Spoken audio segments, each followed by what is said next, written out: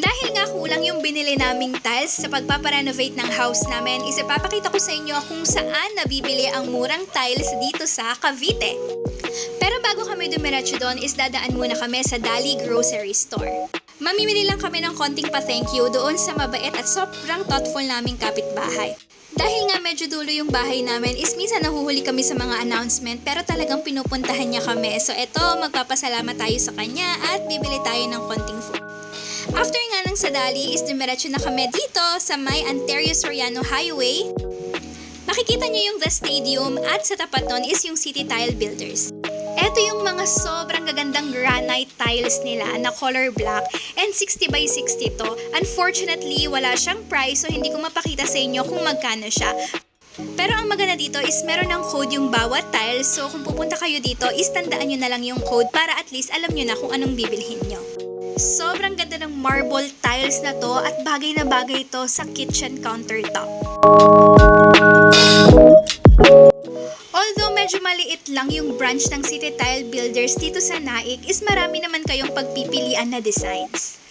At kumpleto sila dito, meron silang ceramic, meron silang porcelain, at meron silang granite, meron din pala silang mga vinyl tiles dito. At sobrang na-inlove talaga ako dito sa color blue na tile na to, bagay na bagay ito sa kitchen backsplash. And I'm really hoping na kapag pinarenovate na namin yung kitchen namin is nandito pa tong tiles na to kasi I swear sobrang ganda niya talaga. Meron din pala silang mga wood look na tiles and good thing is meron na ngang price na naka-indicate dito. Tingnan nyo kung gaano kabagsak na lang yung presyo niya. Also, meron silang sale dito na 60 by 60 for only 125 pesos na lang at granite na yon. Good news is nagdi-deliver din sila. So, i-message nyo lang sila sa City Tile Builders kung saang branch kayo malapit.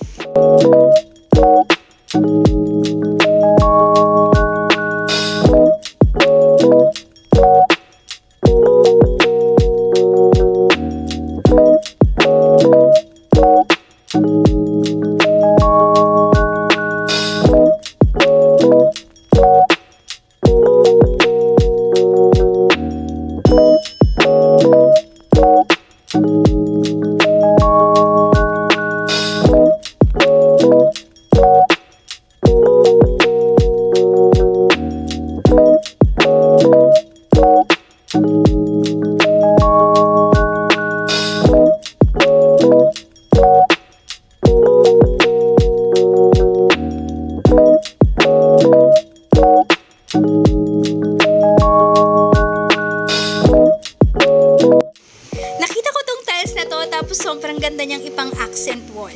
Sobrang dami nilang choices tapos ang mumura pa kaya naman sigurado ako na may mapipili kayo pagpunta niyo dito.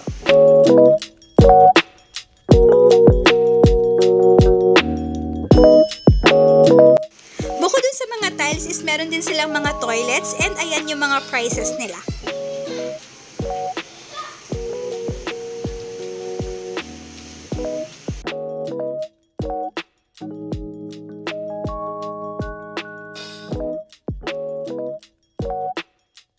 And last but not the least, eto nga pala yung pinili naming tiles at ilalagay namin yan sa aming living room. Nabili namin to for only 200 pesos each, 60 by 60 porcelain tiles. So yun lang muna for today. Bye!